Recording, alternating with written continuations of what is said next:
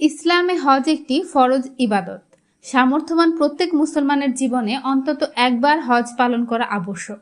তবে অনেক সময় দেখা যায় কেউ শারীরিকভাবে এতটাই অসুস্থ হয়ে পড়েন যে নিজে হজে যেতে পারেন না। আবার কেউ হজ ফরজ হওয়ার পর মৃত্যুবরণ করেন, কিন্তু হজ আদায় করতে পারেননি। এমন পরিস্থিতিতে ইসলামে রয়েছে বদলি হজের বিধান। হাদিস শরীফে এসেছে, এক নারী মহানবী হজরত মোহাম্মদ সাল্লাল্লাহু আলাইহি ওয়াসাল্লামকে জিজ্ঞেস করেছিলেন, তার বাবা খুব বৃদ্ধ, তিনি উটের পিঠে বসে হজ করতে সক্ষম নন, তিনি কি বাবার পক্ষ থেকে হজ করতে পারবেন? তখন হজরত মোহাম্মদ সাল্লাল্লাহু আলাইহি ওয়াসাল্লাম অনুমতি দেন। ইসলামী শরীয়ত অনুযায়ী যে ব্যক্তি নিজে হজ করার সামর্থ্য হারিয়েছেন এবং সুস্থ হওয়ারও সম্ভাবনা নেই, তার পক্ষ থেকে অন্য কেউ হজ করতে পারবেন। এছাড়া কেউ যদি হজ ফরজ হওয়ার পর মৃত্যুবরণ করেন, তাহলে তার রেখে যাওয়া সম্পদ থেকে বদলি হজের ব্যবস্থা করা যেতে পারে। তবে বদলি হজের ক্ষেত্রে কিছু গুরুত্বপূর্ণ শর্ত রয়েছে।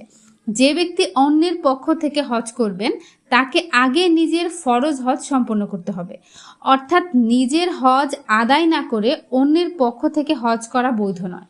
পাশাপাশি যিনি বদলি হজ করবেন, তাকে নিয়তের মাধ্যমে স্পষ্ট করতে হবে তিনি কার পক্ষ থেকে হজ আদায় করছেন। ইসলামী চিন্তাবিদরা বলেন, বদলি হজ শুধু আনুষ্ঠানিকতা নয়, বরং এটি দায়িত্ববোধ, ভালোবাসা এবং আত্মীয়তার এক অনন্য উদাহরণ। বিশেষ করে মৃত বাবা মা কিংবা অসুস্থ স্বজনের পক্ষ থেকে হজ আদায় করা তাদের প্রতি সন্তানের ভালোবাসা ও কর্তব্যের বহিঃপ্রকাশ। তবে সামর্থ্য থাকা সত্ত্বেও ইচ্ছাকৃতভাবে নিজে হজ না করে অন্যকে দিয়ে হজ করানো শরীয়তের মূল উদ্দেশ্যের সঙ্গে সামঞ্জস্যপূর্ণ নয় বলেও মন্তব্য করেছেন আলেমরা। ইসলামের শিক্ষা হলো যতদিন সক্ষমতা থাকে নিজে ইবাদত পালনের চেষ্টা করা, আর যখন তা সম্ভব না হয় তখন শরীয়তের দেওয়া সহজ বিধানই একজন মুমিনের জন্য রহমত হয়ে আসে। আতিয়া ইবনাত রিফা, ঢাকা চ্যাট।